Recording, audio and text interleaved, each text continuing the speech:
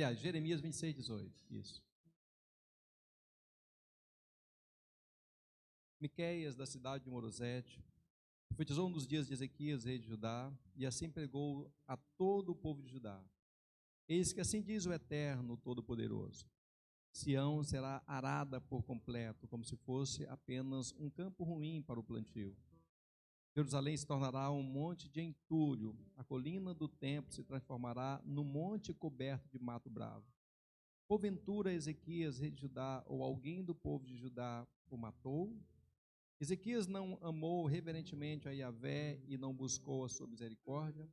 O Senhor não se arrependeu da desgraça que pronunciara contra eles? Estamos passando por situação semelhante e o ponto de provocar uma terrível calamidade sobre nós. Essa palavra foi dita por Jeremias, foi escrita por Jeremias no capítulo 26, no momento em que ele havia pregado algo muito forte no templo, e as pessoas tinham se levantado para matar Jeremias. Porque o que Jeremias dizia? Jeremias pregava que as pessoas deveriam se entregar ao rei da Babilônia, porque Deus havia entregue aquela terra aos babilônios, e se eles se sujeitassem ao rei da Babilônia, eles sofreriam menos.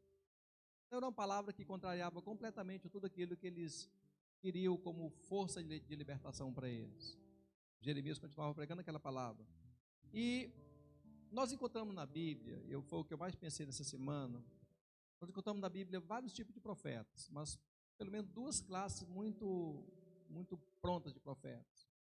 A classe dos verdadeiros profetas e a classe dos falsos profetas. Se você me perguntar percentualmente, eu diria para você que tem mais falsos profetas na Bíblia e hoje do que verdadeiros profetas. Tem mais pessoas que ouvem falsos profetas e acreditam nas profecias que são liberadas do que aqueles que preferem ouvir profetas verdadeiros. Porque a mensagem de um falso profeta, ela fala muito ao que nós queremos ouvir. Ela vem como resposta a uma necessidade da nossa alma. Ela não nos confronta, ela não nos chama ao arrependimento, ela não nos chama a uma mudança de postura. Simplesmente o falso profeta, e Jeremias fala isso claramente, nós lemos isso com alguns casais essa semana. Jeremias fala que o profeta de Deus que se levantar e pregar algo bom, e Deus cumprir aquela promessa, então esse profeta verdadeiramente deve ser aplaudido em pé. Porque geralmente os profetas, tanto no Antigo Testamento quanto no Novo Testamento, João o Batista foi o último deles, pregavam palavras que eram muito duras de serem recebidas pelas pessoas. Eram palavras que chamavam muitas pessoas ao arrependimento, à mudança de postura. Então, geralmente, as pessoas não queriam ouvir esse tipo de profeta. Mas a diferença básica entre o verdadeiro profeta e o falso profeta não está, por exemplo, na sua fisionomia, na forma como ele fala, na maneira como ele se expressa, não. Mas está principalmente na forma como ele pensa e no modo como ele expressa os seus pensamentos, certo? Jeremias, nesse caso especificamente aqui, ele estava prestes a morrer, porque ele tinha pregado algo que era contra o que aquelas pessoas queriam ouvir. E para você entender o que Jeremias tinha pregado, você precisa ler o capítulo 7. Então, a mensagem do 26, do capítulo 26 de Jeremias, que nós lemos, ela está escrita no capítulo 7. Então, ali no capítulo 7, Jeremias, por exemplo, ele tinha sido chamado no capítulo 1, algo que nós temos que tomar isso como verdade para a nossa vida. E Jeremias, ele falava aquilo que ele tinha ouvido de Deus. Se ele não tivesse ouvido de Deus, ele não estava autorizado a falar, e Deus não iria cumprir aquilo que Jeremias tinha falado, porque Deus não tinha falado. No capítulo 1, versículo 7, diz o seguinte, olha: entretanto o Senhor me orientou, não alegres que é muito jovem. A todos quanto eu te enviar irás, a tudo o que eu te ordenar falarás. Jamais te sentes atemorizado diante deles, porque eu estou contigo, a fim de proteger-te. Assim diz Yahvé. Então o Senhor estendeu a mão, tocou a minha boca e tocou a minha boca e a minha boca e minha boca. E eis que a partir de agora coloca as minhas palavras em tua boca. Ou seja, ele falou que a partir daquele momento colocava as palavras dele na boca de Jeremias. Então, naturalmente, Jeremias, o que ele falasse, ele só podia falar aquilo que Deus tivesse colocado na boca dele. E no capítulo 7, como eu mencionei para vocês, logo no começo do capítulo, qual era o teor da mensagem que as pessoas não queriam ouvir? Primeiro, era uma mensagem que chamava uma correção de procedimento. Eles estavam indo numa direção, Jeremias falava para ele, olha, nessa direção que vocês estão indo não é certo, não é correto. Segundo, eles foram instigados a não depositar a sua confiança em discursos mentirosos, porque a mentira, ela é algo que agrada muitas vezes o coração de alguém. Jeremias dizia, olha, não coloquem a atenção de vocês em pensamentos, em pessoas que mentem. Terceiro, Jeremias instigava as pessoas a tratarem uns aos outros com justiça, ou seja, trazer a justiça ao meio do tratamento social que eles tinham naquela época.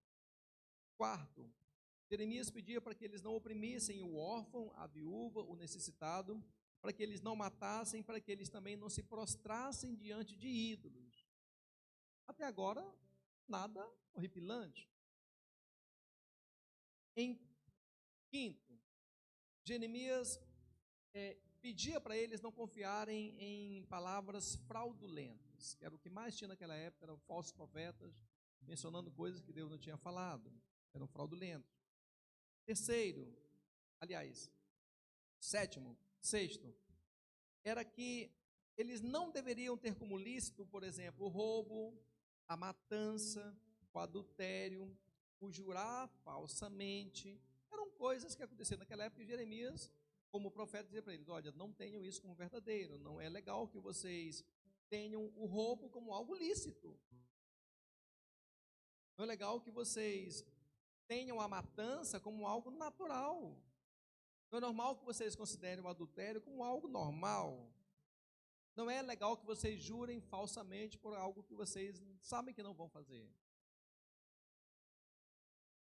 E em sétimo, Jeremias dizia que a pior abominação de tudo isso, e era assim, o que fecha esse capítulo, essa palavra de Jeremias, o pior de tudo isso era fazer o que eles faziam acima e no dia da celebração, no culto, na igreja, no templo, que era o caso, eles vinham para o templo, ofereciam seus sacrifícios ao Senhor e saíam como se nada tivesse acontecido. Jeremias falava que essa era a pior atitude que eles podiam ter. Eles vinham, ofereciam o que deveriam oferecer, participavam da celebração que deveriam participar, não se sentiam confrontados pelo pecado deles e iam como se nada tivesse acontecido. Mas Jeremias fala, olha, a postura de vocês desse modo, entendam, não faz com que o pecado de vocês sejam perdoados. Aí, quando Jeremias liberou essa palavra, que as pessoas se levantaram contra ele, uma das pessoas se levantou e falou, olha, mas teve um homem chamado Miqueias, que profetizou alguns dias atrás. E Miqueias profetizou a mesma coisa que Jeremias está profetizando hoje. Mesma coisa. E o rei que ouviu a mensagem que Miqueias profetizou, aquele rei, ao invés de fazer como vocês estão fazendo, de querer matar o profeta, aquele rei olhou para os seus erros, se arrependeu, o rei Ezequias, e o mal que estava previsto na fala de Miqueias não aconteceu porque o rei se arrependeu. Então, por que que muitas vezes, quando nós ouvimos um profeta de Deus nos instigando a algo para o nosso bem, nós o rejeitamos, nós o desprezamos, não queremos andar com ele, nós o temos como ruim, ao passo que damos mais ouvido parece que é a mesma história de hoje. Nós acreditamos mais em quem fala coisas mais agradáveis, ou pelo menos aquilo que nós mais queremos ouvir. Miqueias, ele profetizou na época de 3 reis. Segunda Reis 15:32. Foram 3 reis, o rei Jotão, o rei Acais, o rei Ezequias. Segunda Reis 15:32 diz o seguinte, olha: no segundo ano de Peca, filho de Remalias, rei de Israel, começou a reinar Jotão, filho de Uzias, rei de Judá. Tinha 25 anos de idade quando começou a reinar e governou durante 16 anos em Jerusalém. Era o nome da sua mãe Jerusa, filha de Zadok. Fez o que era reto perante Yahvé, o Senhor, e em tudo procedeu de acordo como fizera Uzias, seu pai. Entretanto, os altares idólatras não foram derrubados, o povo continuou a adorar e oferecer sacrifícios pagãos e a queimar incenso nesses locais. Todavia, ele reconstruiu uma porta, a porta da porta superior da casa de Yahvé. Ou seja, ele fez coisas boas, ouviu o profeta falar, mas sabe por que ele fez? É o seguinte: deixa o erro persistir. Quem quiser AR, quem quiser ficar fazendo coisa errada, fiquem. Ele fez vista grossa com o pecado. Ele não foi instigado pela palavra de Miqueias a mudar, tá certo? O segundo rei está no capítulo 16, versículo 2 Reis, capítulo 16, 1. Diz o seguinte, olha: no 17º ano de Peca, filho de Remalias, começou a reinar Acais, filho de Jotão, rei de Judá. Acais tinha 25 anos de idade quando começou a reinar e governou 16 anos de Jerusalém. Não fez o que era agradável aos olhos de Yahvé, seu Deus, como havia feito Davi, seu antepassado. Imitou a conduta de alguns reis de Israel e chegou a fazer passar seu próprio filho pelo fogo, seguindo as tradições e costumes das nações pagãs que Yahvé havia expulsado de diante dos filhos de Israel. Ofereceu sacrifícios e incenso nos lugares altos, nas colinas, debaixo de toda árvore verdejante. Ou seja, esse rei Acais, ele foi pior do que o Jotão. Ele ouviu o que o profeta falou, se desviou completamente, e governou ainda por 25 anos, aliás, por 16 anos, tinha 25 anos de idade quando começou a governar, ofereceu o sacrifício para tudo quanto era divindade que poderia imaginar naquela época, e como se não bastasse, ainda sacrificou o seu filho ao fogo, ao deus Moloque, coisa que Deus nunca tinha imaginado nem de pedir. O terceiro rei que ouviu a palavra de Miqueias está no capítulo 18, versículo 1, 18, 1. No terceiro ano de Oséias, filho de Elá, rei de Israel, Ezequias, filho de Acais, foi proclamado rei em Judá. Tinha 25 anos de idade quando começou a reinar e governou 29 anos em Jerusalém. Sua mãe se chamava Abias e era filha de Zacarias. Ezequias agiu de modo aprovado diante de Yahvé, tal como havia procedido Davi, seu predecessor. Foi ele que retirou os altares idólatras das colinas, pôs abaixo as colunas sagradas e destruiu os postos de adoração pagã. Despedaçou a serpente de bronze que Moisés havia construído, pois até aquele tempo os israelitas lhe prestavam veneração, queimando incenso. Era conhecida como Neustã.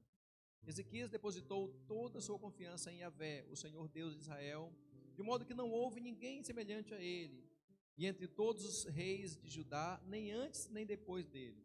Conservou-se fiel a Yahvé, sem jamais se afastar dele, e observou os mandamentos que o Senhor prescrevera a Moisés. Por isso Yahvé esteve com ele e lhe concedeu prosperidade em tudo que fazia. Revoltou-se contra o rei da Síria e não mais lhe foi submisso. Derrotou os filisteus até as terras de Gaza, devastando seu território, desde as torres de vigia até as cidades fortificadas. Este Ezequias aqui, que se sujeitou ao que Miqueias havia falado, havia profetizado, ele não experimentou a desgraça que estava prevista para Israel, para Jerusalém. A Bíblia fala que quando o rei da Síria se levantou para vir destruir Jerusalém, quando chegou em Laques, os historiadores depois encontraram em Laques grande quantidade de cinza. Ele praticamente destruiu completamente a cidade, matou.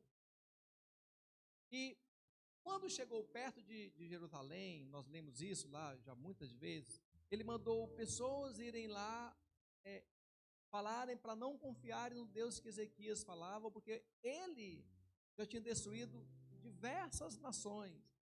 Jerusalém seria apenas mais uma cidade que eles iriam destruir completamente. E nós lemos o profeta Isaías falou sobre isso. Na sequência de 2 Reis também fala sobre isso. Que Ezequias se prostrou a orar. Ele procurou o profeta Jeremias, o profeta Isaías, que estava no templo, que estava no palácio nessa época. O profeta Jeremias falou para ele que Deus iria entrar com provisão. E Deus mandou um anjo. Deus mandou um anjo. E só um anjo que Deus enviou destruiu 186 mil soldados do rei da Síria. Eles se viram em confusão. O rei da Síria, Senaqueribe, voltou para a Síria, para a capital da Síria, que era Nínive, e lá em Nínive os seus filhos o assassinaram. Por que com Ezequias foi diferente do que com os outros reis? Porque ele se arrependeu, quando ele ouviu um profeta falando a verdade, ele se arrependeu. Então, o que pregou Miqueias de Morosete? Qual era o teor da mensagem de Miqueias? Porque certamente o teor da mensagem que Miqueias pregou, que Ezequias se converteu e se arrependeu e mudou completamente o destino daquela nação, esse mesmo teor também serve para nós hoje. Nós podemos ouvir o que Miqueias pregou e dizer o seguinte: não é comigo, não é para mim. Deus não fala comigo através dessa palavra. E fazer de conta que não é conosco e fazer como os outros reis. Ou fazermos como aquelas pessoas que, ao ouvirem o profeta Jeremias pregando, ficaram com tanto ódio que queriam matar Jeremias. E eu tenho me pego muitas vezes pensando nisso, sobre o que eu faço com aquilo que Deus me fala. Qual é a resposta que eu dou com aquilo que Deus comenta comigo. Primeira coisa que eu vejo que Miqueias de Morosete pregava. Primeira coisa, Miqueias 1:7. Miqueias 1:7. Esse Miqueias de Morosete é o mesmo Miqueias da Bíblia, daqui tem um livro chamado Miqueias. Miqueias 1:7. A primeira coisa que eu vejo que Miqueias pregava era que deveria haver uma ruptura com a maldade para que a consequência não fosse estabelecida como padrão do juízo de Deus. Significa que, se eu ouço Deus me alertando sobre algo, eu não mudo aquela postura com relação ao que Deus está me falando, as consequências naturais daquilo que iria acontecer, acontecem. Se eu ouço Deus me falando algo e eu mudo completamente a minha visão e a minha postura com relação ao que Deus está falando, aquele mal previsto não acontece. Então, não é por falta de aviso, não é por falta de entendimento, é por falta de obediência. A maioria das pessoas que eu conheço assim que tem problemas, não é por falta de que Deus não falou, Deus não avisou, eu não sabia, não. A maioria das pessoas que eu conheço, quase que absolutamente, eles não seguem porque eles preferem, na sua mente, preferem desobedecer ou não crer no que Deus falou. Miqueias 1:7 diz o seguinte: todas as suas imagens esculpidas serão arrebentadas, todos os ídolos serão destruídos através de sua imoralidade esculpida no fogo. Todos os seus ídolos destruídos, considerando que tudo quanto ela acumulou foi produto de prostituição, como salário de prostituta voltará a ser usado. Por isso lamentarei e prantearei, andarei descalço e despido, uivarei durante as noites como os chacais, gemerei de tristeza como um filhote de coruja, porque as feridas de Samaria são incuráveis e o mal que carrega já contaminou Judá. Estendeu-se até a porta do meu povo, até Jerusalém. Não anuncieis isso em Gate, prensa de uvas. Não correis em Bet-Ofra, casa de poeira, mas revolvei-vos do pó. Participam em humilhação e nudez, ó habitantes de Safir, bela e agradável. Os moradores de Zanã sairão, não conseguirão deixar a cidade. Bet-Elzel, casa de aperto, está pranteando porquanto foi retirada a proteção.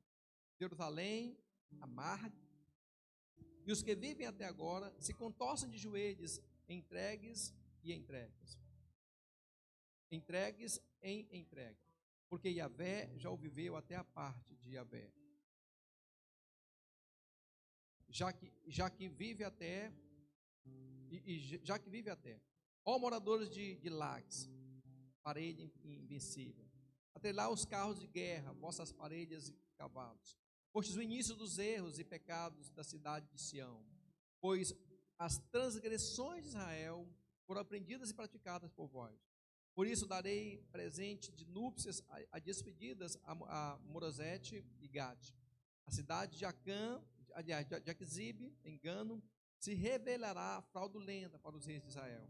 Ó moradora de Maressa, conquistador, ainda terei de ti aquele que te possuirá.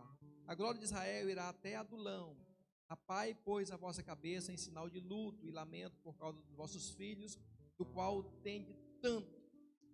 Tornai-vos calvos como águia, porquanto eles serão tirados de vós e levados para o cativeiro. Essa palavra foi falada por Miqueias, e o rei da Assíria veio contra Israel. Ele tomou Israel cativo. Tudo isso aqui que foi escrito se cumpriu, todas essas cidades. Elas foram completamente destruídas. E eles foram levados cativos para a Síria. Ficaram lá muitos anos. As terras de Israel ficaram desertas. O rei da Assíria mandou vir outras pessoas para morarem lá em Israel, porque a terra ficou completamente desolada, completamente destruída. Por que a destruição veio sobre essas cidades? Porque eles não se arrependeram quando Miqueias falou. Se eles tivessem arrependido, nenhuma dessas destruições teriam vindo. Então, quando nós não fazemos uma ruptura com a maldade que nós estamos praticando, as consequências naturais vêm. Quando tomamos a iniciativa de não rompermos com o pecado, ou mesmo com a aparência do mal, estamos optando também a arcarmos com consequências das nossas escolhas. O problema não é que alguém não avisou. O problema é que eu conscientemente preferi seguir. Jotão e Acais, os reis que antecederam Ezequias, eles não se importaram com o que Miqueias tinha pregado. Deram de ouvidos. Mas o profeta Ezequias ouviu, se arrependeu e teve o livramento. O rei veio até a porta de Jerusalém para destruir Jerusalém, Senaqueribe. Ele cercou Jerusalém para destruir de maneira atroz. Mas quando Ezequias se arrependeu, orou ao Senhor, Deus entrou com provisão e libertou completamente aquele povo. Diante de um ato de iminência destruição, as consequências dessa destruição, Deus nos avisando, ela não é mais de Deus, ela é nossa. Deus não vai mais intervir em algo que Ele nos avisou, ela é nossa, nós temos que arcar com as consequências. E quando nós assumimos que queremos continuar com o nosso modo de viver errado, sem nos voltarmos verdadeiramente para o Senhor, nós estamos passando uma mensagem muito clara ao céu, dizendo que nós não queremos mudar, não queremos nos arrepender. De uma só vez, veja a destruição. Uma das cidades que era muito forte era Lax. Lax é chamada de parelha invencível. De uma só vez nós nos perdemos em Lax, aí nos lançamos em Aquisibe. Aquisibe é engano. Perdemos a força em Maressa. Maressa é conquistador. Ou seja, nos tornamos vulneráveis, somos guiados pelo engano e deixamos de ser conquistadores. Quando as pessoas se tornam vulneráveis, guiadas pelo engano, deixando de conquistar, por que não conquista? Por que é vulnerável? Por que é guiada pelo engano? Porque não quis ouvir o que Deus falou. Não quis prestar atenção. E quando a consequência ela é estabelecida como um padrão, a única forma de nós mudarmos aquilo é se nós nos arrependermos e retrocedermos. Mas que nunca precisa que saibamos que estar aqui na igreja, no templo, hoje, domingo, sem dar sentido e dar razão ao que o Senhor nos ensina, em nada muda a nossa vida. Ao contrário, nós acabamos até acumulando mais condenações para nós, mas nós não sabíamos, agora sabemos que temos que nos arrepender. Fica até difícil. Então, a primeira mensagem que Miqueias pregava era exatamente essa. Nós precisamos romper completamente com o pecado. Enquanto nós não rompermos com o pecado ele vai continuar nos assolando. O apóstolo Paulo fala claramente que o salário do pecado é a morte, mas o dom gratuito de Deus é a vida eterna por Cristo Jesus, o nosso Salvador, nosso Senhor. É bem simples. A segunda mensagem que Miqueias pregava é Miqueias 2:1. A segunda mensagem que ele pregava dizia o seguinte: olha, tire um tempo para Deus, dedique um tempo de qualidade ao Senhor. Pessoas que vivem extremamente atarefadas, sempre com muitos compromissos, sempre com muito trabalho, sempre sem tempo de nada, sei lá, quando é mais novo não tem tempo porque está ocupado com os estudos. Depois, quando fica com mais maturidade, não tem tempo para Deus, que está ocupado com a profissão. Quando não tem mais maturidade, depois não tem tempo para Deus, que está ocupado com a empresa que fundou. Depois não tem tempo para Deus, que está ocupado com a criação dos netos, dos bisnetos, algum empreendimento, alguma coisa. Ou seja, quando nós não temos tempo para Deus, nós estamos passando a mensagem clara para o céu de que nós não queremos que Deus tenha tempo conosco. Isso tem que ser claro. É preciso que nós teremos um tempo de qualidade com Deus. Miqueias 2:1 diz o seguinte: ai daqueles que tramam maldades, que mesmo repousando em suas camas planejam crueldades, e logo que o dia amanhece, eles executam seus planos malignos, pois têm poder para isso. Eles cobiçam campos e terrenos, tomam posse deles, invejam e desejam casas e propriedades de outros e acabam por apoderar-se delas. E não têm escrúpulos em agir com violência contra qualquer homem e sua família. Agridem com impiedade o semelhante e os seus herdeiros. Portanto, assim revela Yahvé: eis que estou planejando contra essa gente uma desgraça da qual não podereis ficar livre. Não mais andareis em arrogância, porque será um tempo de desgraça sobre todos vós. Era natural naquela época lá em Israel, na época daqueles reis, dizendo que tudo ia bem. Qualquer profeta que ia profetizar dizia: não, continuem comprando, continuem vendendo, continuem crescendo, continuem prosperando, Deus vai abençoar vocês. Se você pegar o contexto bíblico, você vai encontrar vários profetas profetizando essas mesmas coisas, sem chamar o povo ao arrependimento. E Deus diz o seguinte: olha, eu quero me convalecer. Quando Deus fala ai, é porque realmente é algo muito forte. Fala ai daqueles que tramam maldades, ai daqueles que mesmo repousando ainda estão pensando em coisas más, cobiçam campos, terrenos, sempre estão empreendendo, ou seja, não tiram tempo para Deus. Eu tenho aprendido claramente que muito mais importante do que conquistar algo na terra é conquistar no céu. Depois que as portas celestiais são abertas, qualquer coisa que é vinda do céu é bênção para nós. Enquanto nós conquistarmos somente na terra, nós vamos acabar conhecendo a frustração, o desgosto, e não vamos dar valor àquilo que a gente conquistou. Toda conquista celestial precisa primeiro, toda conquista terrena precisa primeiro ser conquistada celestialmente. Se nós aprendemos a conquistar no céu, se nós aprendermos a conquistar primeiramente no céu, todas as conquistas da terra serão assim facilitadas. João 3:27, João falando sobre isso, João o Batista dizia o seguinte: olha, um homem não pode receber alguma coisa a não ser que lhe tenha sido dado do céu.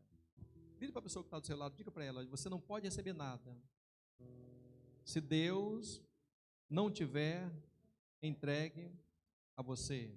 Olha, você não pode receber nada a não ser que o dos céus tenha sido liberado.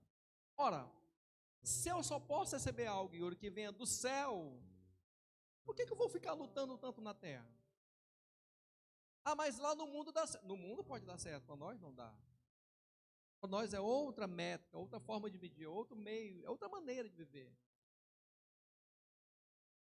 Investe conquistando no céu. Investe conquistando almas.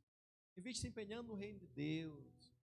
E as outras coisas Deus vai mandar tranquilamente. Então, tramar maldades, planejar crueldades, cobiçar propriedades, invejar bens, são evidências que somos dominados pela cobiça e pela arrogância. Mas você pode dizer: mas eu não sou dominado pela cobiça e pela arrogância. Eu não tramo maldade, eu não planejo crueldade, eu não cobiço propriedade, eu não invejo coisa de ninguém. Tudo bem.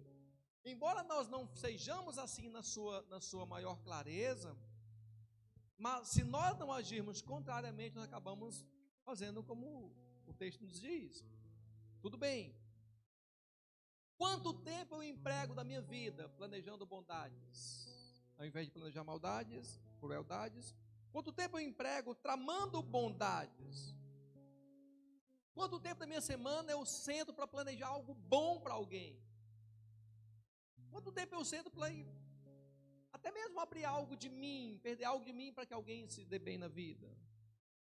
Quanto tempo da minha semana eu sento para planejar generosidades? Quanto tempo da minha semana eu paro para ofertar propriedades ou para repartir bens? Não, tudo bem que eu não seja cruel, mas eu faço o contrário. Quanto tempo eu invisto? Hoje essa semana eu vou ser uma pessoa boa. Eu vou ser uma pessoa generosa. Essa semana eu vou ser uma pessoa que eu vou abençoar a vida de alguém. Essa semana, quem se encostar comigo vai ter a vida transformada. Quantos de nós fazemos isso? Se nós não fazemos isso, naturalmente acabamos, na nossa pouca atitude, acabamos fazendo o contrário.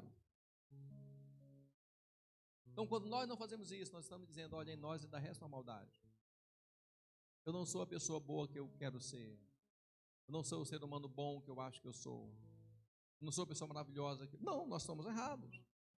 Miqueias 2:7 diz o seguinte: ó casa de Jacó, por acaso é isso que está sendo proclamado? O espírito de Javé perdeu a paciência? É assim que ele procede, diz o Senhor. Eis que as minhas palavras fazem bem àquele que anda corretamente.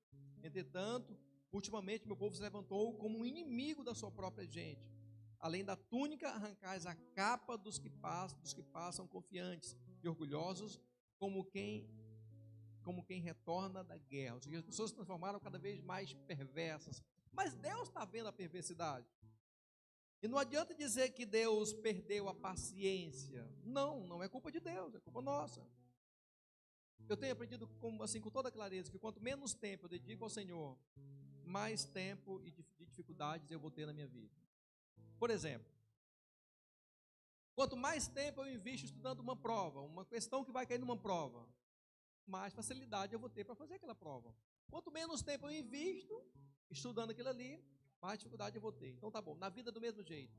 Quanto mais tempo eu invisto tendo um relacionamento com Deus, mais as coisas da vida se tornarão mais claras para mim. A minha percepção de vida muda completamente. Quanto menos tempo eu vivo fazendo isso, mais eu vou olhar a vida de uma maneira que vai ser cada vez mais difícil. Os problemas vão ser cada vez mais insolúveis. Mateus 22:36, a gente precisa aprender muito isso, assim. Essas dificuldades da vida têm uma relação muito forte com relação, assim, tem uma relação muito forte com a forma com que eu me relaciono com Deus. Você pega uma pessoa de Deus, e fala assim, Tchê, como é que está a vida? É claro que ele tem problemas, ele tem faculdade para fazer, tem contas para pagar, tem família para criar, tem emprego, tem um chefe, sei lá, tem algum problema. Mas uma pessoa de Deus, ele é revertido com a graça de Deus, que para ele a vida sempre está boa.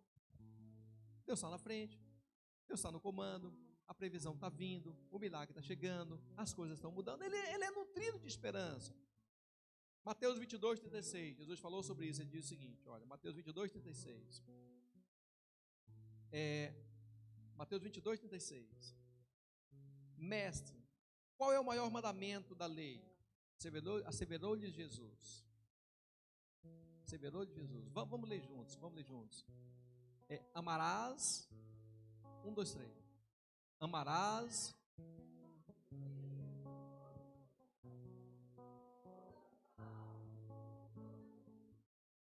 Diga comigo, coração, alma, inteligência. Diga coração, alma, inteligência. Esse é o primeiro grande mandamento. E o segundo, versículo 39, é semelhante a esse. Qual é? Vamos ler juntos. Amarás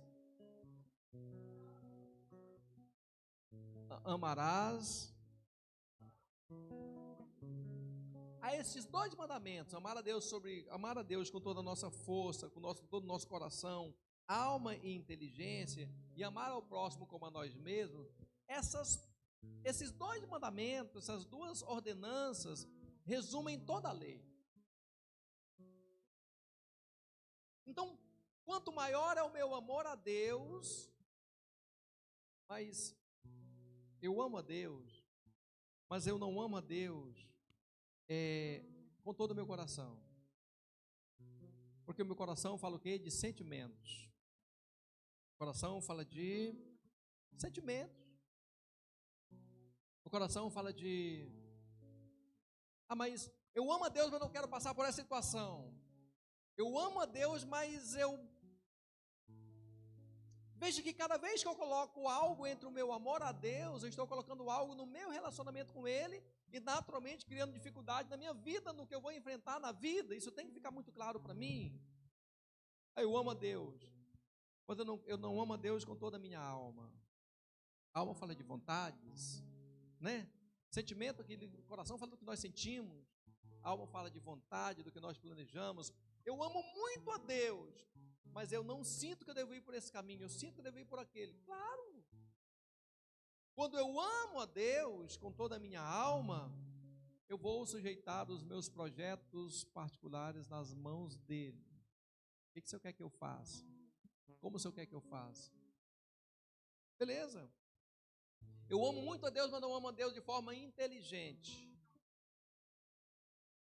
Eu uso a inteligência para abrir empresas, eu uso a inteligência para criar negócios, eu uso a inteligência para ganhar dinheiro, eu uso a inteligência para educar filhos, eu uso a inteligência para qualquer coisa, menos para empreender algo no reino de Deus. Mas não é fazer de qualquer maneira, fazer de maneira qualquer, vil, mas fazer de modo inteligente, de modo sábio. Alguém bateu o olho ali e falou: meu Deus, que coisa bem feita, que algo bem preparado, que coisa maravilhosa. E assim, não é feito de qualquer maneira. Cada vez que eu coloco essas coisas entre eu e Deus, cada vez que eu não amo ao Senhor com todo o meu coração, cada vez que eu não amo o Senhor com toda a minha alma, cada vez que eu não amo o Senhor com toda a minha inteligência, eu estou acumulando dificuldades entre eu e a vida. Porque naturalmente, a inteligência que Deus me dá para amá-lo, essa inteligência aplicada em qualquer área da vida, ela é algo muito útil em qualquer área. Todas as áreas. Eu não conheço uma pessoa que ama verdadeiramente o Senhor, que seja um péssimo funcionário, um péssimo empresário, um péssimo pai, um péssimo cidadão. Eu não conheço um, porque a inteligência que Deus visita ele, facilita ele para que ele seja um bom funcionário, um bom patrão, sei lá, independentemente da função que ele exerce na sociedade, ele se dá bem naquilo que ele exerce, porque ele aprendeu a amar a Deus com inteligência, com coração, com a alma. Quando eu não consigo amar o outro como a mim mesmo, eu quero que tudo dê certo, primeiro para mim, primeiro para o que eu acho que é bom, primeiro para a minha família, primeiro para os meus próximos. Quando eu não consigo colocar a necessidade do outro como primazia na minha vida, eu estou naturalmente criando dificuldade entre eu e a vida, colocando dificuldades. Então, amar a Deus, naturalmente, se você for ver, claro, exige tempo. Cadê minha esposa? Sumiu. Está ali, ela está preocupada com o Bolsonaro. Tem 30 anos que eu amo essa esposa. Já tivemos desentendimento? Claro que tivemos. Tem 30 anos que nós resolvemos nos amar. Desses 30 anos nasceu o Gessé, nasceu a Mísia, nasceu a Tísia, nasceu 3. Eu não conseguiria amar a minha esposa sem dedicar a ela o quê? Tempo.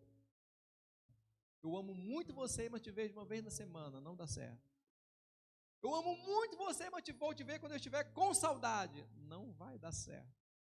Eu amo muito você, vou pagar as contas de casa e me deixe livre para viver a minha vida. Não dá certo. Mulher não aceita isso. Mulher exige o quê? Tempo. Está ali pertinho. Tempo. Coisa de mulher. Amar a Deus exige tempo. Amar a Deus exige renúncia. Amar a Deus exige entrega. Amar a Deus exige serviço. E amar a Deus exige o quê? Disposição. Se eu não tiver tempo, renúncia, entrega, serviço e disposição, por mais que eu diga que ame a Deus e até queira provar isso, fica claro, se na minha prova, se na minha vida não tiver tempo, renúncia, entrega, serviço e disposição, é um amor que não passa nenhum filtro, não passa dos meus pensamentos. Então, essa mensagem de Miqueias diz o seguinte: olha, separem tempo para Deus, se esforcem para ouvir o que Ele tem para falar para vocês, peguem um tempo na sua semana e dediquem um tempo ali a ouvir o que Deus está dizendo para a sua vida. Invista um tempo orando, pedindo a direção de Deus, que as coisas vão ser melhor para vocês. Invista fazendo algo para Deus, que o resultado vai ser melhor. Invista cuidando de alguém, que o resultado vai ser melhor. Invista tempo fazendo isso. Essa mensagem de Miqueias dizia isso. E terceira, o que Miqueias nos falava também? Miqueias capítulo 6, versículo 3. Miqueias 6, 3. Uma das coisas que ele nos falava também, de maneira muito clara: não sejam dissimulados, achando que não é com vocês. Antes de... Eu sempre acho, assim, que a Bíblia fala primeiramente comigo, assim, quando eu vejo alguma coisa assim, eu falo, meu Deus, o errado sou eu que tenho que mudar, eu que tenho que mudar completamente a minha forma de viver, porque eu estou errado, eu estou sendo enquadrado pela palavra, assim, eu estou julgando a mim mesmo. Eu conheci um casal, você chegava nele, no marido, casal jovem, muito bonitos, muito prósperos, muito, sei lá, um casal muito legal. Só que eles tinham um problema muito sério de relacionamento. Seríssimo o problema deles. Você chegava nele, dizia, como é que você está? Como é que está o seu casamento? Está maravilhoso. Fulana de tal é perfeita, minha mulher. Nós nos amamos, nós somos maravilhosos, ela é perfeita. Perguntava para ela, como é que está seu relacionamento? Falou, pastor, eu não aguento esse homem é uma desgraça. Esse homem faz negócio com os colegas dele e me dá como presente para os homens. Esse homem não me valoriza, esse homem me usa, esse homem é um nojento, é um cafajeste. O mesmo homem que há minutos atrás dizia que o casamento estava perfeito. Vai perguntar para a mulher, gente, a mulher dele tinha um certo problema mental. Ele estava fazendo com que ela ficasse totalmente louca para ser internada como louca numa clínica psiquiátrica. Ele perturbava tanto ela, ele usava ela era uma mulher muito bonita. Ele fazia negócio com alguém, fazia algum negócio, pegava a esposa dele, como prêmio daquela negociação, pegava aquela esposa bonita e ela se sujeitava àquilo, não sei porquê, ele dava ela para os homens. Então era natural que na semana ele ficava com vários homens, porque ele era um homem de negócios, e ele se sujeitava àquilo. Perguntava para ele, mas como é que está seu casamento? Perfeito. E o seu? Aqui não é uma desgraça, eu vou matar ele. Ele era muito simulado. O diabo entrou naquela casa. Um dia eu fui visitá-los na casa deles. Tinha uma bebezinha de 7, 8 anos de idade. Tinha um bebezinho de 1 aninho. Era recém-nascido, bebezinho de 1 aninho. Aquela mocinha de 7 anos de idade tinha ficado possessa. O demônio tinha entrado naquela casa. Ela tinha arrebentado com tudo. Ela falava com demônios. O demônio visitava ela. Ela estava armada para matar o pai dela. Ela falou, eu vou matar meu pai.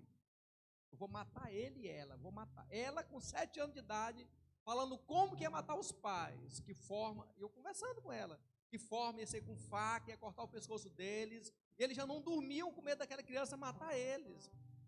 A criança estava completamente dominada pelo demônio. Completamente dominada. Mas se perguntasse para ele como é que estava a casa dele, perfeito, era um homem muito dissimulado. Ele vinha na igreja, a palavra era ministrada.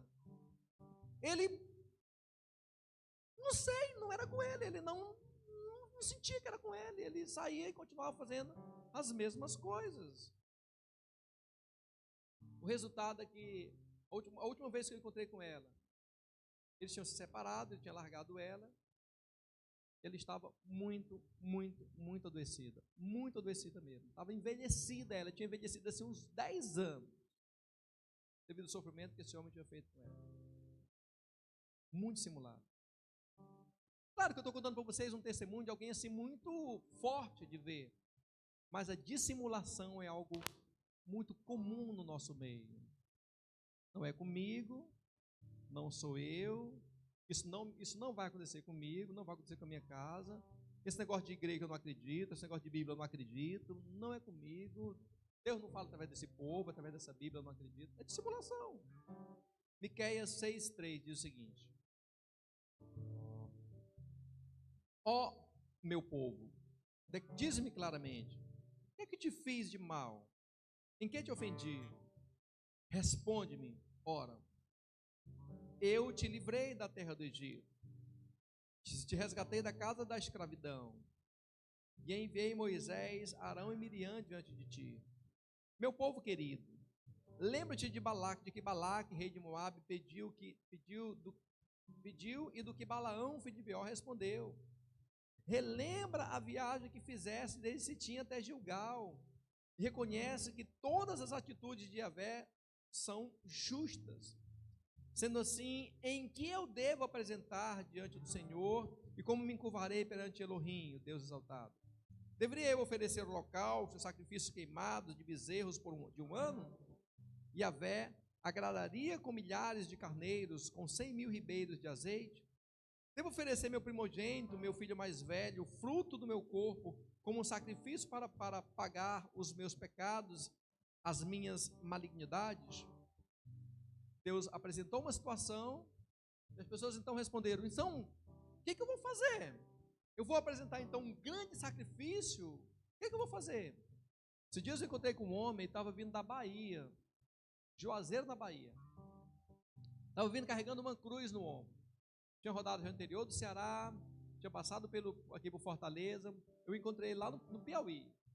Achei legal aquele homem, parei para abastecer num posto, que legal, aquele homem com a cruzona aqui atrás, uma cruz cheia de medalha, tal, ele todo paramentado.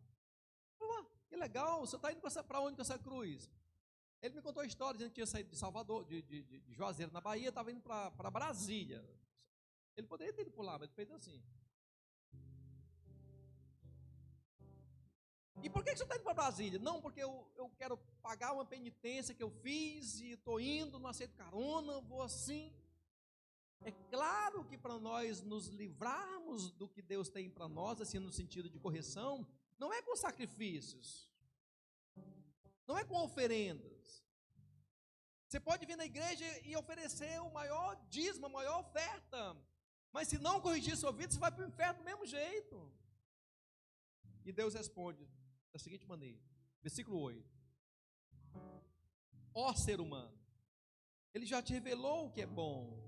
O que Yahvé exige de ti, senão apenas que pratiques a justiça, ames a misericórdia e a lealdade, e andes humildemente na companhia do teu Deus. Olha como é fácil.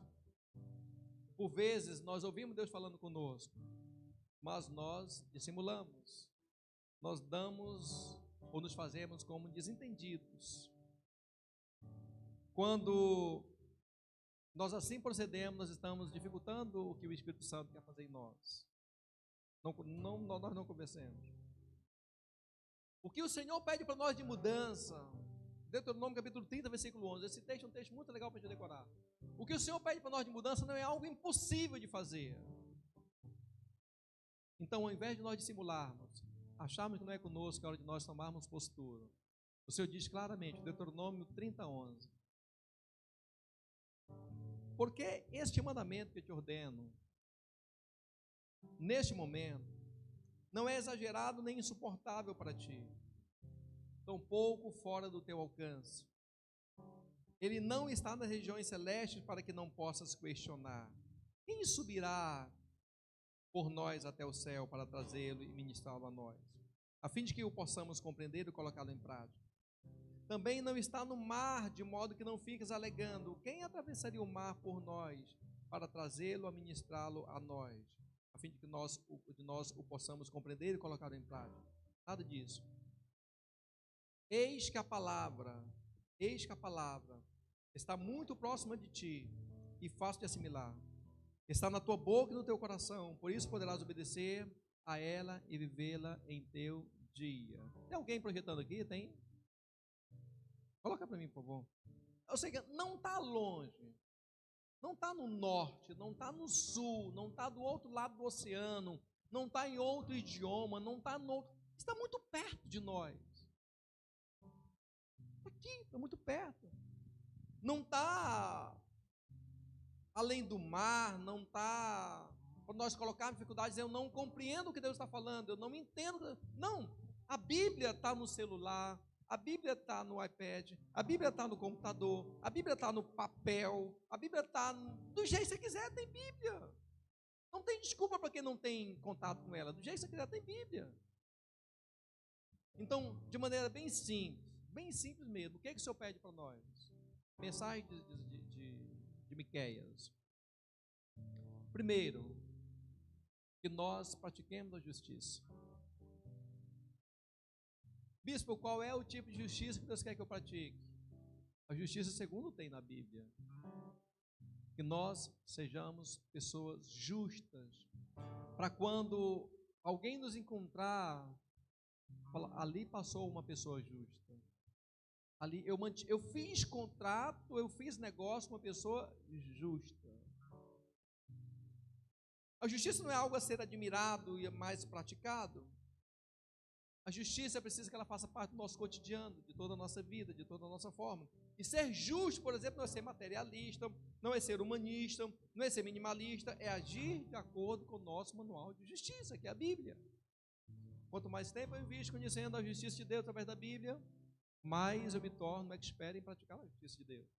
Segundo, que nós amemos a misericórdia e a lealdade. Lealdade é uma das coisas que nós mais estudamos aqui na igreja, lealdade. Mas que nós amemos a misericórdia e a lealdade, certo? Nós somos treinados pelo mundo a nós nos vingarmos, a sermos perversos, a termos vantagem, quando na verdade nós precisamos amar a misericórdia, ser misericordioso. Uma vez, presta atenção, eu tinha um imóvel alugado para uma pessoa, e ele atrasou algumas parcelas do aluguel. Eu fui cobrar ele uma vez, fui cobrar ele 2, 3. Eu percebi que ele estava com alguma dificuldade financeira e que não estava conseguindo honrar aquele aluguel. Eu falei para ele o seguinte: olha, quanto tempo o senhor precisa para o senhor desocupar o imóvel? Não tem problema não, você pode desocupar, vá para outro imóvel, não tem problema não. Aí ele, com muita dificuldade financeira, desocupou o imóvel, foi para outro imóvel que ele tinha arrumado. Quando ele desocupou o imóvel, que eu recebi o imóvel, eu tirei mais de um caminhão de lixo dentro do imóvel. Aí procurei ele umas 2 vezes se ele iria pagar o que ele estava me devendo. Não, vou pagar. Eu percebi que ele não queria pagar. Eu pensei comigo assim, eu não vou carregar esse peso. Eu fiz uma cartinha para ele: a partir de hoje, o senhor não me deve mais. Ele me devia alguns valores de aluguel, o senhor não me deve mais. O senhor está dispensado de todo e qualquer dívida que o senhor tem comigo. O senhor não precisa, o senhor paga se quiser, mas dever o senhor não me deve. Na época, o aluguel da casa, para ele, era como se fosse assim, R$1. Quando eu dispensei o aluguel dele, do que ele me devia, eu aluguei por 6 vezes o valor que eu tinha alugado para ele. Você entendeu? Sim, a gente precisa amar a misericórdia. Nós precisamos ser misericordiosos. A gente precisa ser uma pessoa bondosa. A gente precisa ser alguém justo. Não dá para ser cristão e continuar sendo mal, sendo perverso, sendo injusto, não dá para continuar, não combina conosco. E outra coisa que Deus nos pede também, quando nós andarmos humildemente na companhia do Senhor. Veja só, são duas coisas difíceis. Primeiro, que quando a pessoa começa a andar com Deus, às vezes ele se exospera, se exalta. E a humildade muitas vezes não faz parte do relacionamento do grande homem com Deus, de Deus. Mas eu tenho entendido que grandes pessoas de Deus, uma das principais qualidades de uma grande pessoa de Deus é a humildade. Ah, porque agora eu sou importante, sou isso, aquilo. Humildade. Acessibilidade. Se você pegar, sério, sério, sério mesmo. Se você quiser falar comigo qualquer hora do dia ou da noite, e você não souber o meu número, você coloca aqui, mande Fortaleza. Coloca assim, ligar. Quando você apertar ligar, o número que vai chamar é o meu número. Se eu não puder atender você na hora, eu retorno na sequência. A gente precisa quebrar esse distanciamento entre nós e as pessoas. Precisamos aprender essas coisas sobre humildade, andar em humildade, tá certo? E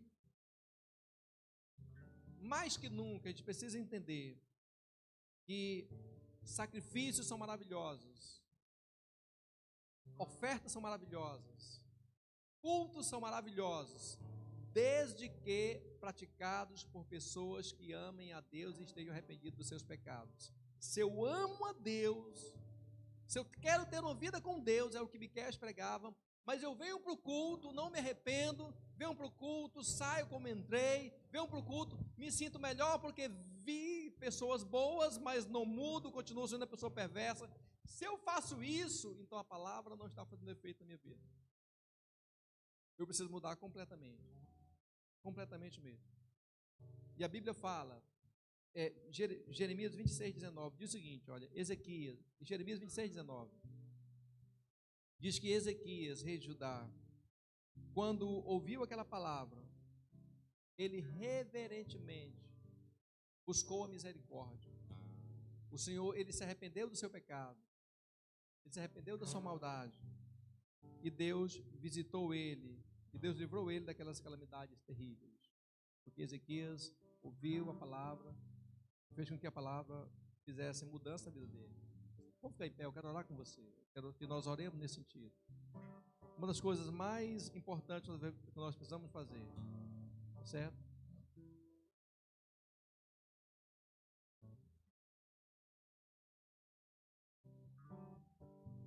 Uma das coisas mais importantes que nós precisamos fazer, sabe, eu não sei, de verdade, quando eu leio o livro de Miqueias,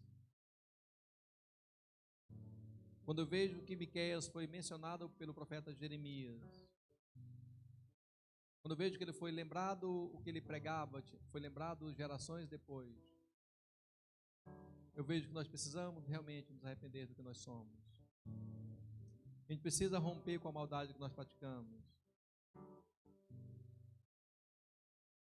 Se eu não romper com essas maldades, o padrão de consequência se instala naturalmente na minha vida. A gente precisa romper com as maldades que nós praticamos, para que a consequência não seja um padrão instalado.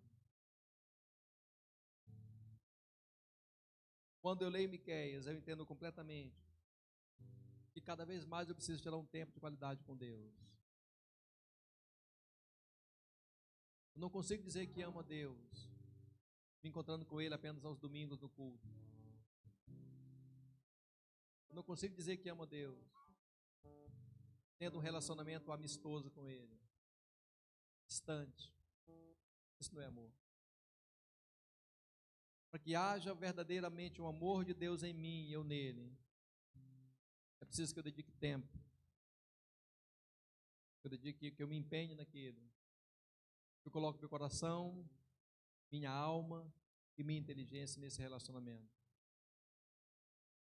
Amo minha esposa, mas não amo ela de coração verdadeiro. Tem outros amores no meu coração. Amo minha esposa, mas não amo ela com toda a minha alma. Não amo ela com toda a minha inteligência. Não vai dar certo. Com Deus da mesma maneira. Quando eu leio Miqueias, eu entendo claramente que cada vez mais eu preciso tirar um tempo com Deus.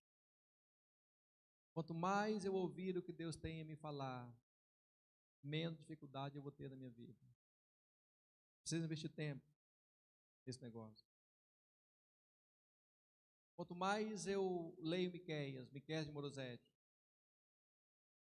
eu entendo que é preciso haver integralidade em toda a minha relação com Deus.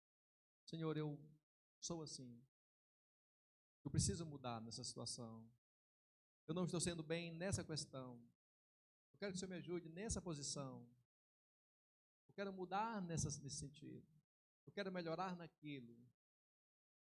Cada vez que eu leio Miqueias de Morosete, eu vejo claramente que eu preciso não ser dissimulado com o Senhor.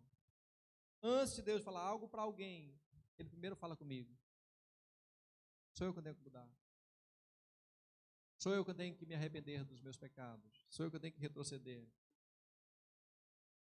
Não podemos continuar sendo dissimulados.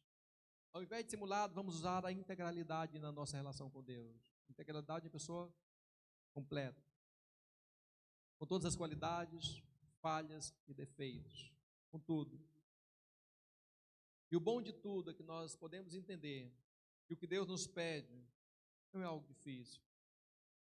Não é algo impossível. O que Deus nos pede, com toda clareza, é que nós sejamos cada vez mais praticantes da justiça.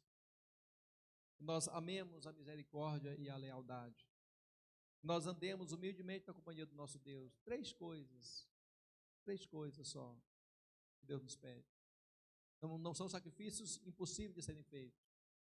Todos são sacrifícios acessíveis, muito práticos. Eu tenho certeza que se nós assim o fizermos, a mesma visitação que veio sobre o rei Ezequias virá sobre nós. A mesma visitação.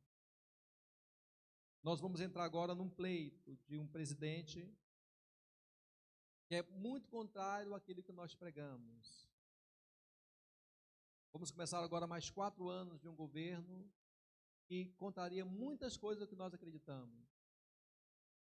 E mais que nunca precisa que nós oremos.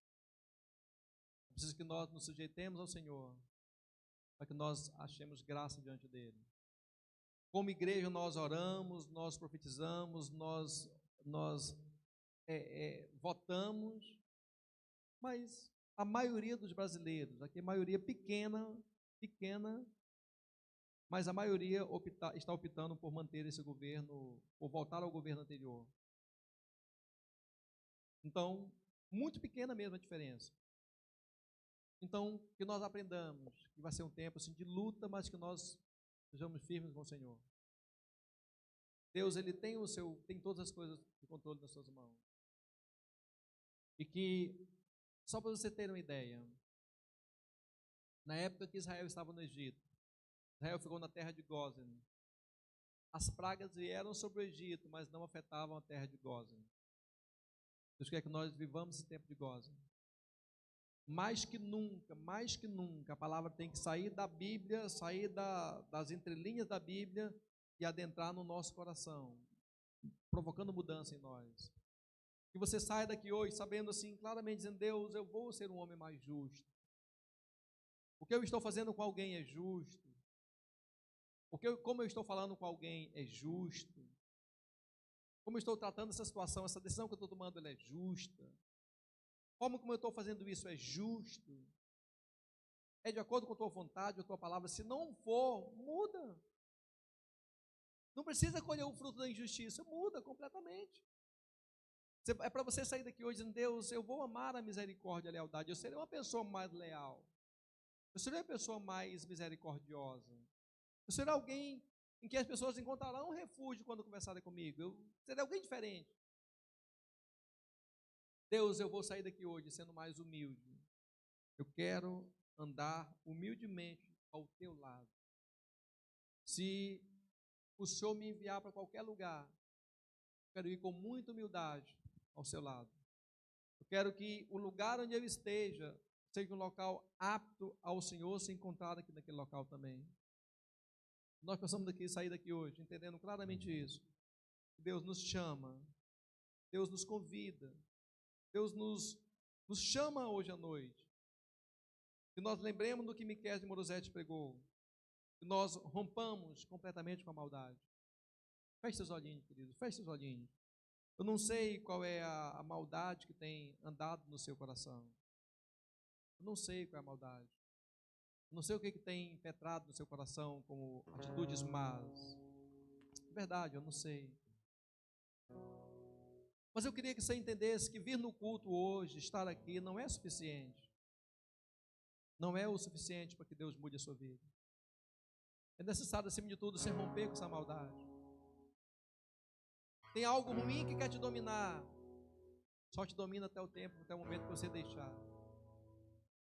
Quando você pede ajuda, aquilo lá muda completamente.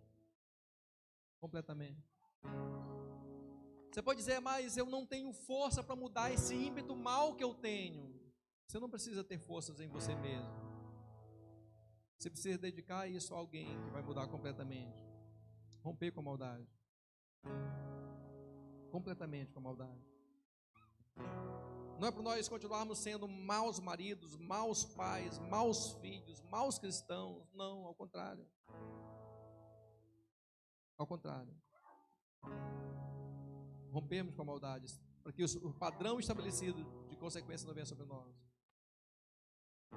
Que nós aprendamos hoje a tirar um tempo, dedicar um tempo para Deus, de verdade mesmo, de tirar um tempo de qualidade com Deus.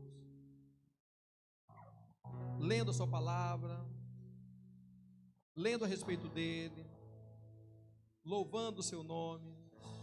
Tempo de qualidade. Colocando o amor ao Senhor acima de todas as coisas, das nossas necessidades, das nossas vontades, dos nossos sonhos, dos nossos projetos. É preciso que nós saiamos daqui hoje dizendo o seguinte: Deus, eu não vou mais ser uma pessoa dissimulada, por mais que não seja tão clara como o exemplo que o bispo falou, mas eu não vou ser mais alguém dissimulado. Antes do Senhor falar com alguém, o Senhor fala comigo, então eu que tenho que mudar. É comigo que o Senhor fala. Não é com os outros, é comigo. É comigo que o Senhor fala para mudar. Pai, eu oro pelos teus filhos, Pai. Bote a mãozinha na sua cabeça agora, pode botar. Eu oro pelos teus filhos. Eu oro pela tua igreja, Pai. Em nome de Jesus. Em nome de Jesus. Em nome de Jesus. Em nome de Jesus. Em nome de Jesus, Pai.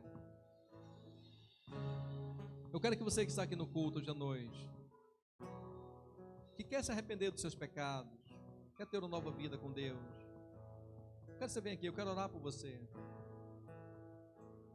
Pode vir. Quer ter um tempo de qualidade com Deus. Não é apenas vir ao culto, mas mudar de vida. Pode vir, tem mais alguém? Pode vir. Não fica com vergonha não. Pode vir. Tá certo que está Jesus? Tá certo que está Jesus? Traz. Ela. Quer aceitar Jesus? Venha. Vem. Mudar completamente. Venha. Pode vir. Mudar, não é continuar, é mudar. Se o evangelho que eu vivo não me muda completamente, não é o evangelho verdadeiro. Se eu continuo sendo a mesma pessoa, então não mudei, eu tenho que mudar. Amém? Mais alguém? Pode vir. Vem, pode vir, em nome de Jesus. Em nome de Jesus. Mudança completa. Não é vir ao culto, é levar o culto para casa. Não é se encontrar com Deus aqui, é levar Deus para casa, para onde estiver, na vida, onde estiver. Amém. Cadê a bispa? A bispa Hilda. Em nome de Jesus. Em nome de Jesus. Em nome de Jesus. Em nome de Jesus. Vem, em nome de Jesus. Em nome de Jesus. Pode orar. Vamos orar. Se tiver mais alguém, pode vir. Em nome de Jesus. Pode vir. Vem orar, meu filho. Vem. Em nome de Jesus. Vem. Pode vir. É noite de mudança. Miqueias de Morosete nos ensina claramente que nós precisamos colocar a palavra do Senhor na prática, trazer a transformação à prática, a mudança à prática.